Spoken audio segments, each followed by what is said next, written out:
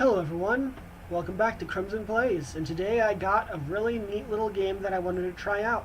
It's called Underrail. Now, to be fair, I did play a couple minutes of this, but I really enjoyed it, so I want to see how much further I can get into it. This is going to have longer episodes because this game is about 80 hours to 100 hours as far as I've read, which is awesome. Just awesome for a little indie team to do. So, one of the things I thought was really cool about this is... Ooh, no thank you. The experience system is suggested to use Oddity, or at least that's the one that's on, which means you get XP from doing missions and from collecting weird crap. And that's it, not from killing monsters, which I think is really cool and I want to try that out. Otherwise, I would be playing with the classic one because, you know, I can imagine the game's going to get really hard. Let's see what we got for cool pictures. Alright, so I'm going to do the character creation and get back to you. Alright, last topic. Of course, earthquake repairs. What's the situation at the south tunnel like? Got to dig deeper to plant the explosives, or we risk more damage to the tunnel. Almost everyone is working shifts up there. Shouldn't be too long now. He nods. Gorski? How's the security looking? Got one man at the cave exit, and that's enough, as far as I'm concerned. Automated security is strong enough there, and as long as we know the crossroad and the cove are clear, no one can sneak up on us. Also, got one man at the underpassages, and he's been ordered not to open the gate no matter what. The last thing we need right now are those bloody lurkers sneaking up on us. Everyone else is up at the platforms securing workers and tunnels. Good. If no one has anything else to add, that will conclude this council meeting. Actually, just one more thing. In case you weren't informed already, I admitted a new citizen to the station. That Crimson girl? Yes, and I think she will be a good addition to the station. She and Venzel are still at the range, but they should be done any moment now, I believe. You put too much trust in those tests of yours, Tamer. All I care about is how she handles live action, not how many points she's got. Well, we'll find out soon enough. Best put her to work immediately. We need all the hands on deck right now. Indeed. That is all, Vera. Gorski. I do not know why it's so hard to read things right now. Probably because I'm exhausted, but I'm trying my best. So, I'm actually going to...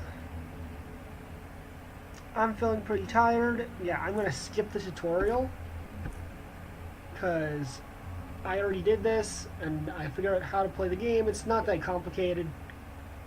It's just kind of fun. Now, one really cool thing I want to say is, one, you start off in your own room, which is neat. Broken Pixel. Isn't that the company that made this? Anyways, you can turn on light switches, and that's awesome. Yeah, you can turn on light switches, which is awesome. So, this game, if you haven't been able to tell already from just the cover art alone, it's kind of like a video game. It's kind of like an old CRPG version of... Ooh, health. I didn't get those the last time. Man, that was bad of me. It's like a CRPG version of the Metro games, which, as soon as I heard that, I was really excited. Also, I don't think I equipped my armor last time. No, I did. Okay. Let's check the computer. Hi, I fixed your doors so the key card should work there now. If you haven't found it yet, the key card should be in your desk. See you around. Welcome, Author Tanner. Congratulations, you have passed all the tests, blah blah blah. Now you gotta go see him in his office. Okay. Let's check the desk for that key card. And money. And compass. Okay, so I got 200 money. Well, credits is what they're using. Now, I don't know why the hallway is so dark automatically. That's kind of weird, but it does give me more opportunity to push light switches, and for some reason, I love pushing the light switches. It's just a simple pleasure. Now, I need to go to Commons and Cantina, I believe.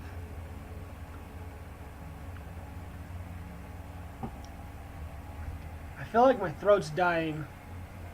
It's not a pleasant feeling. Let's talk to Hadrian Tanner. The man behind the desk is Hadrian Tanner, the counselor who admitted you into Southgate Station. Even during your first encounter with him, he struck you as an unusual-looking individual. Setting aside his impressive stature, one finds it difficult not to notice how thick, bushy hair and beard... how his thick, bushy hair and beard envelops most of his head. That, in addition to his opaque glasses covering his eyes, which you've never noticed him without, means that you can see very little of his face and its expression.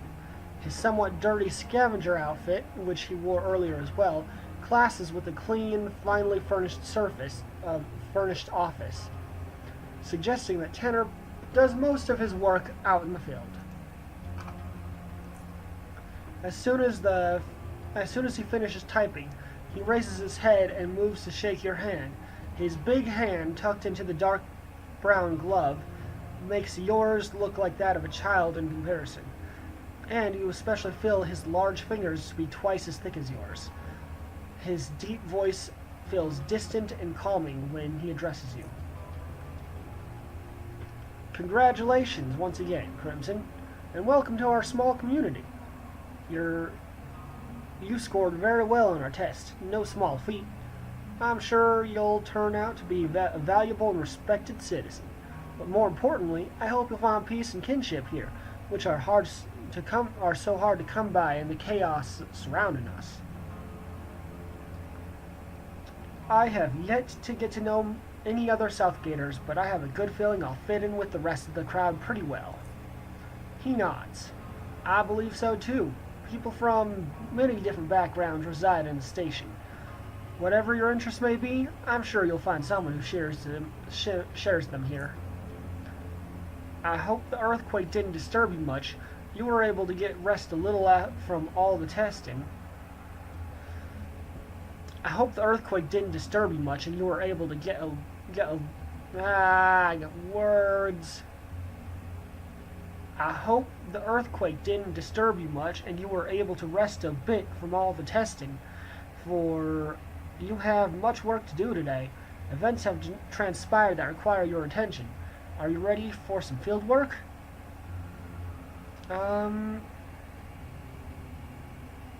Ready and able. What's up? There are multiple events I need you to take part in, but one thing at a time. First, you can have your weapon back. Lucas said the armorer should have it. And while you're there, you might want to drop by the shooting range. Since you'll be doing some field work today, it might not be a bad idea to warm up in case things get ugly. Speak to Gorski, who's there. He'll help you set up for some practice sessions. However, that is entirely up to you. Understood. And what is the field work you mentioned? Yeah. Down in the tunnels below our station, just to north of the Crossroad Caves, lies a series of abandoned outposts. These outposts were built by another station a long while ago for the purpose of scouting and defense. In time, they fell to decay. I want you to retake them so that they might once again serve the same purpose. However, in order to do so, you'll need to activate the main power generator that's located in one of them. Harold, from the engineering sector, thinks he knows how to get the generator operational, so he should be your first stop after we're done here. As far as I'm aware, There are a total of 5 outposts plus the one with the generator. I don't know if it's possible to activate all of them, but try to at least activate 3. You may also want to talk to Jonas at the Crossroads Watch post. It's down by the tunnels just outside the station. He'll be passing through there anyway. He's one of our most experienced scavengers, and he's probably seen more of the Underrail than any of us here. He'll surely not have some useful advice for you. I don't care about how much it costs. I'm more interested in how fun it'll be. We are retaking these... Why are we retaking these outposts? It is an important strategic position, which should certain factions attempt to encroach further into our zone of control. Besides, cleaning them out will also push some of the unwanted wildlife further away from the SGS. So it is beneficial to us in that regard. Wildlife. I understand that a few packs of rat hounds moved into the area, but you best talk to Jonas regarding that. He'll have more details. He knows that area inside out. Oh, and one more thing. Before you go, Pascala? I do not know how to pronounce that. Pasquale. Oh, and one more thing before you go. Pascal, our station's chief physician, wanted to see you, so you should probably pop down to his office in the medical sector if you have the time. I won't do that one because I know what that is and it's just a waste of time for me.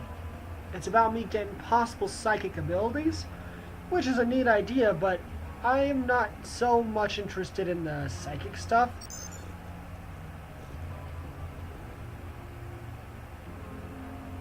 Did I? Oh, okay, I think I heard the cat that's in the next room right here. Yeah, I did. That's a loud kitten if I can hear it all the way from here.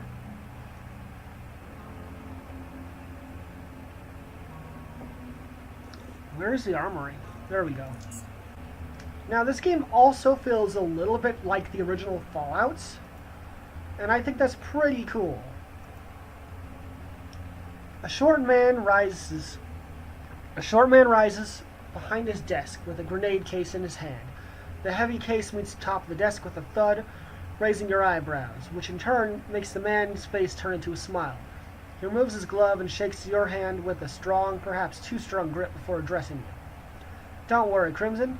I ain't gonna blow us up. Nope. Anyway, Wenzel told me you'll be staying with us for a while.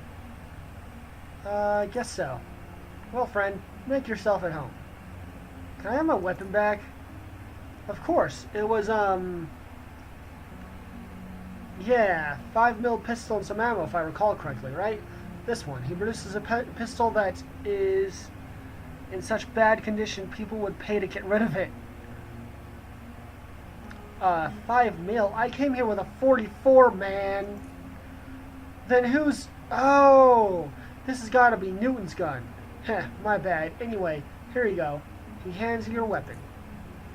There. Now that you got that, may I interest you in a couple more things? Huh? Yes. Actually, no, I've been through this. You don't have anything that interests me, dude. But I will leave. See, I always max out the speech skill because I can use it to talk people into giving me free crap. So, this station's actually pretty large. And I think that's pretty cool. But let's go and try and continue the story, shall we? Ah, Crimson. Good to finally meet you. I'm Malcolm. How can I help you? I need to get out into the caves. You didn't get your access card yet, right? Yes, should have it somewhere. There it is. He produces a red card and passes it to you. Now listen here. This is the procedure. When you want to leave, you let me know and I'll open the inner gate. You step into the... Okay, so this is not quite as important. Basically just him telling me how doors work. And that if I come back diseased, he might kill me to keep the station free of disease. Which is cool. I get it. I get it. Please don't kill me when I come back with rat hound disease or something.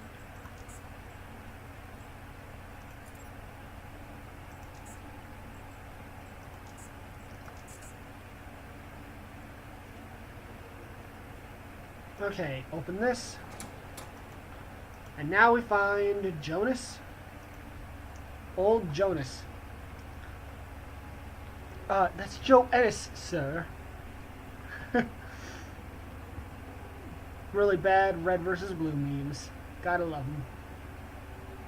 An old man wearing an old coat, old pants, and old boots introduces himself with an amiable smile. Oh, it's the young Crimson. Off to do some hunting? What is this place? This is the Crossroads Watch. The only way to get into our station from the tunnels is through here. What are you doing here? Just sorting through some goods I scavenged today. Want to take a look? See if there's something you like? Before I take it back to the station, I offer a fair bargain. Perhaps later. I hear you are knowledgeable of the tunnels, and I could use some advice. Been crawling through the tunnels all my life. What do you want to know? What can you tell me about the abandoned outposts nearby? The nearest one is just north of the The nearest one is just north of the Crossroads Watch. I also realized I probably should have given this guy an old man voice. The nearest one is just north of the Crossroad Watch. They stretch into the east and into the west from here. They were built by Omega Station, but are somewhat in ruin since we put them out of business. Plenty of rat hounds there now. Oh, and if you are heading there, could you do me a favor? I was scavenging near those outposts a while back, and I think I lost my old digital watch there. It was about this big and made of metal. It doesn't have a strap, so I keep it in my pocket. It must have fallen out somewhere. Could you keep an eye out for it? If you bring it back, I'll make you a good bargain for it. Metal detector's on. I'll have your watch back in no time. I'm not getting my hopes up, but good hunting.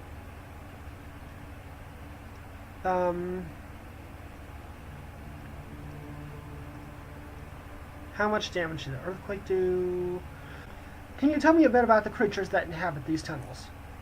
Well, there's cave hoppers, rat hounds, side beetles, and rarely shadow crawlers. What critters are you interested in? Tell me about the rat hounds.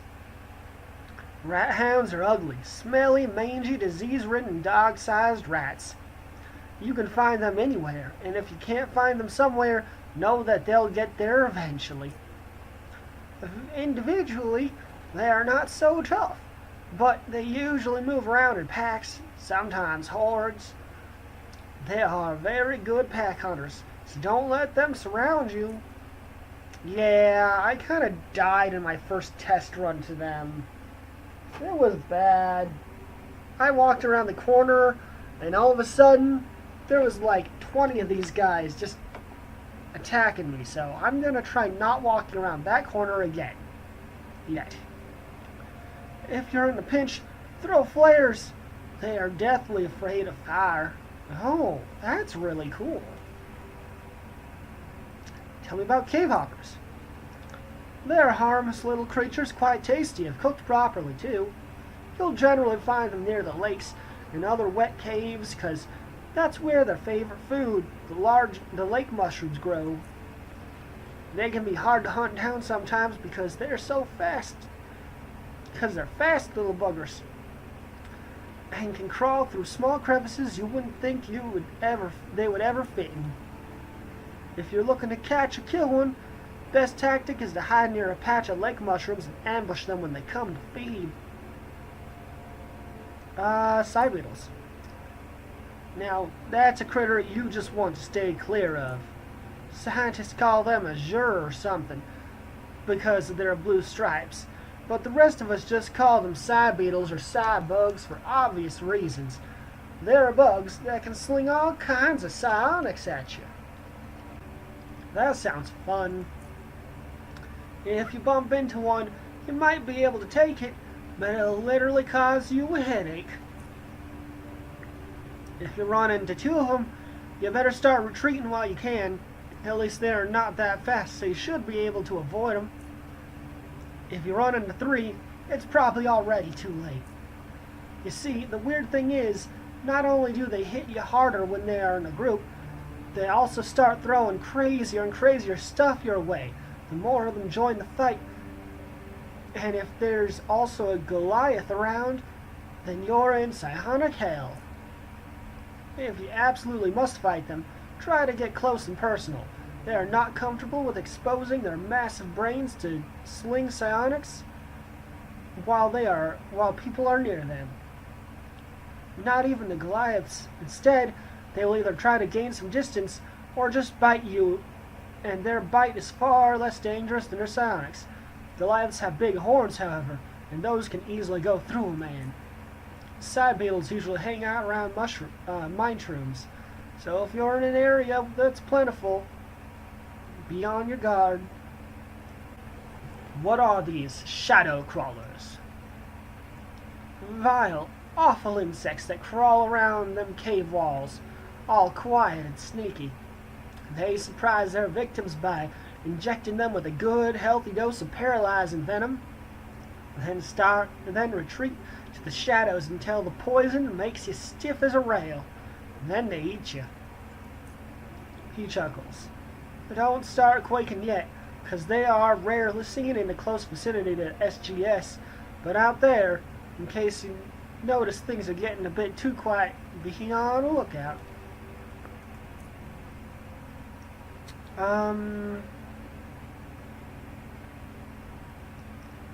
Meow, meow, meow, meow. What are these tunnelers I've heard people mention? The thing is, no one really knows for sure who they are. They are nomadic people of the deeps. People around these parts call them tunnelers, because they are known to dig wide, sprawling tunnels throughout the underground, connecting remote places to the Underrail. But again, no one knows why they do that. Some say they have a huge city in the middle of the deep caverns that you can reach if you follow the longest of their tunnels. Some also call them the Faceless, because they believe that under their huge masks they have no face. Superstitious folk don't like people saying the word, though. They say it can draw their attention to you. Are they dangerous? Very, but they're not always hostile. From my experience, it's the smaller groups or individual tunnelers that you should be most wary of. Larger groups generally leave other Underrail folk alone as long as they ain't bothering them. So you've personally met. Don't think there's much of this underground world I haven't seen, but that's a story for another time. Take it, old man. You always hold back the important parts. A good storyteller always leaves the public wanting for more.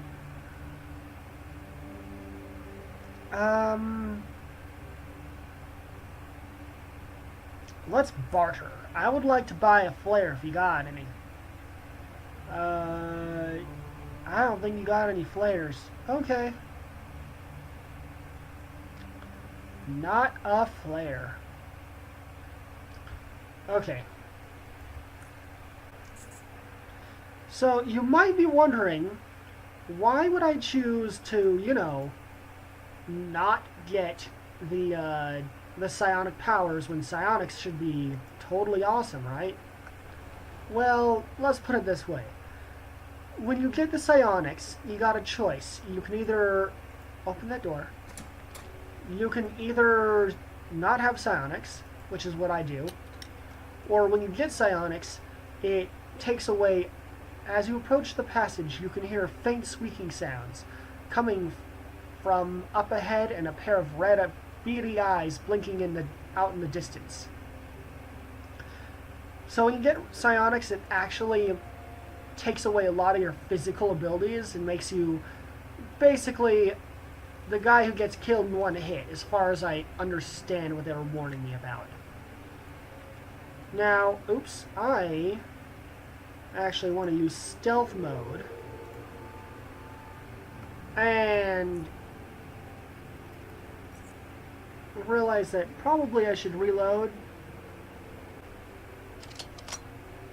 So I'm currently stealthed, and I'm going to kill that guy.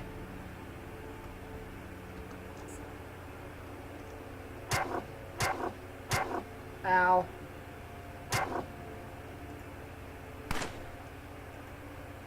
So I can run away and shoot, which will hopefully lower their... Oh, it doesn't lower their ability to attack me. Oh no. Well, that's a bad.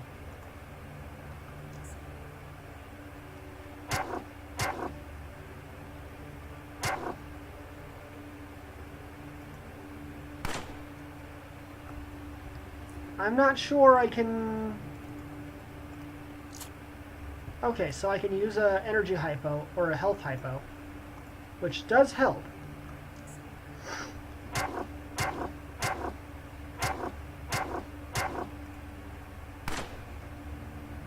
I think I shot the wrong one anyway, so it doesn't matter.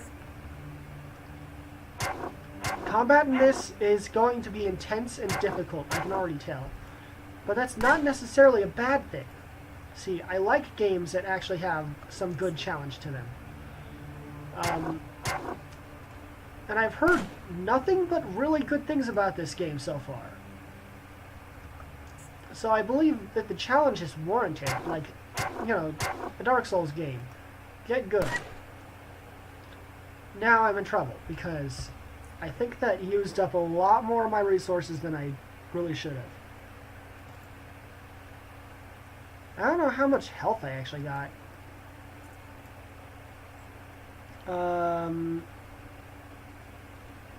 But bandages cannot be used in combat. I see. So I have to wait for combat to end to use a bandage.